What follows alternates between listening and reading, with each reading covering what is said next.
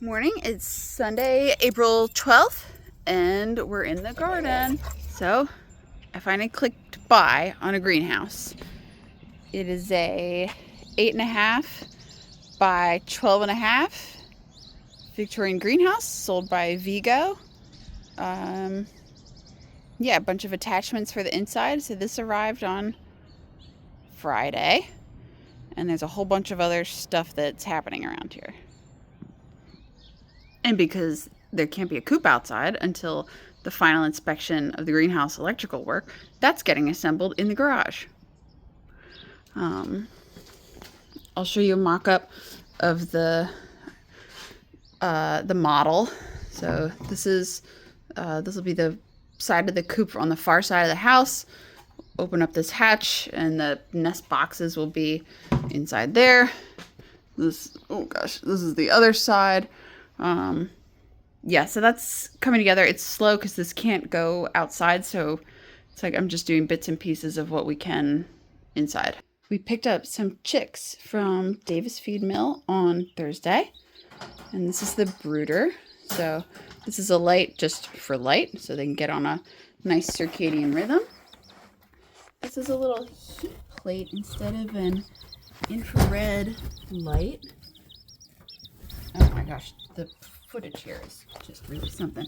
This is a heat plate that it puts off gentle heat, and the chickens, oh my gosh, the chicks can kind of cluster under it like they would a mother hen. And their first week of life, they need temperatures of about 95 to 100.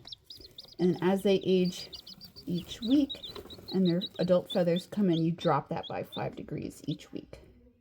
So right now, it's nice and toasty under there. I will lift it up so you can see them. Oh my gosh. So dang cute. Declan, the two yellow ones are Buff Orpingtons. The light brown one is a gold sex link, and the black one is a barred rock.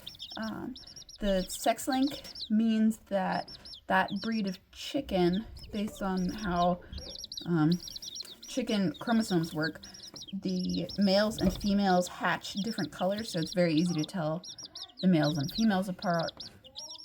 Other chickens, when they hatch, you have to do something with their feathers, or I don't know, to figure out if they are boys or girls. So supposedly these are all girls.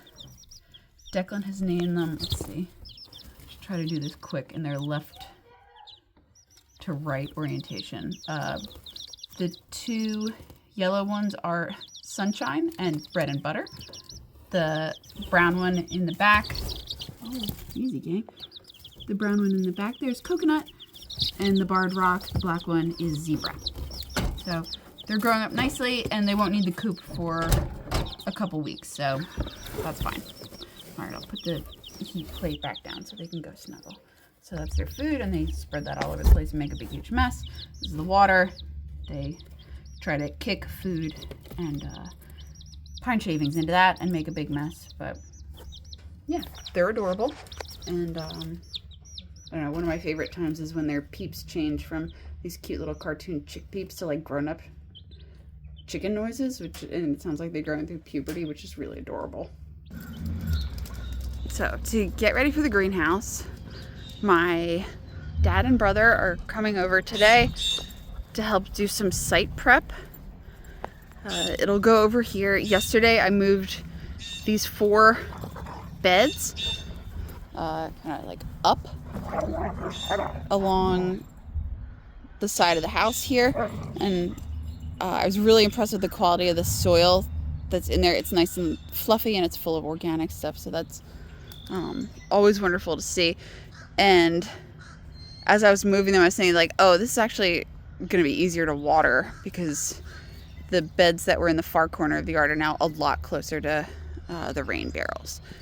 So I applied for a permit from the township, and even though I wasn't planning on running electricity to it straight away, I wrote in the permit application, oh, at some point we'll run electricity. The township said, you can't just say you're going to do that. you have to like get the electrician and have the line diagram drawn up. So we did all that, and there will be electricity run from actually that's like where the panel is in the basement on its own circuit, a nice trench all the way over to the corner of the greenhouse. So that team is coming on Thursday. Prior to that, we need to like pretty much site out where the edges of the greenhouse will be so they know where the trench has to go. And to do that, we're going to assemble just the base frame of the greenhouse, and then under that put some ground contact pressure treated 4x4s and secure those all to the ground with foot-long rebar stakes every whatever interval. So that'll be nice and secure. And that just has to get done by Thursday. The township will come and do a rough inspection of the trench while it's open. And then after that, the electricians will come and finish up their work. And then once the greenhouse is assembled, it'll be ready for the final inspection with the township. And I'm really thankful our electrician mentioned that there was going to be inspections involved, because we are not supposed to have chickens in our town. So that would have been a major red flag if the township showed up for the inspection and that coop was inside. So yeah, there's a couple things all hinging on getting the greenhouse up and running. So looking forward to that today. If you're following along with the bunny, like the fun of the bunnies last week, I don't know where they went.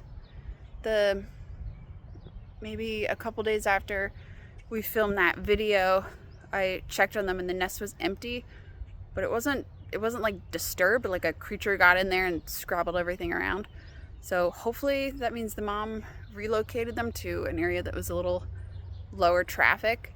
That ended up, hopefully they're fine. It ended up being necessary that they moved anyway, because the greenhouse was delivered on a pallet that was going to go in the driveway, and all that mulch needed to get dispersed throughout the rest of the yard. So that's done. I don't know where the bunnies are. Hopefully not in the bunny field in the sky, but we're not gonna know. And yeah, that's the creature roundup here. So here we are at the Township Public Works. Fridays in spring and summer from 12 to 2, you're given permission to come in and get mulch and compost from this big pile that the township, creates, I guess. So usually, today's no different. There's a bunch of other garden nerds, usually in some mix of Subarus and Priuses, loading up. So that's what we're gonna do today. All right, did the pickup. We're trying something here we haven't tried before, which is driving with a vehicle into the backyard. So let's cut these angles here. Nice. Clunk. There's a watering can. Almost didn't hit anything. 8-foot gates are really paying off. This is going to be a unique angle here. Go straight enough to clear the gate and then curve it to not hit a tree. All right. Nice. And now I have to back the car up somehow to the garden bed. All right, this will all work out great. All right, here's the haul of leaf mulch, pretty close to the bed. I'm just gonna try to drag it in from here. Great, so here's one trunk load of leaf mulch. That was pretty easy. And from here, I'll distribute this to some of the other beds and then put a nice layer down in the peanut bed with what's left.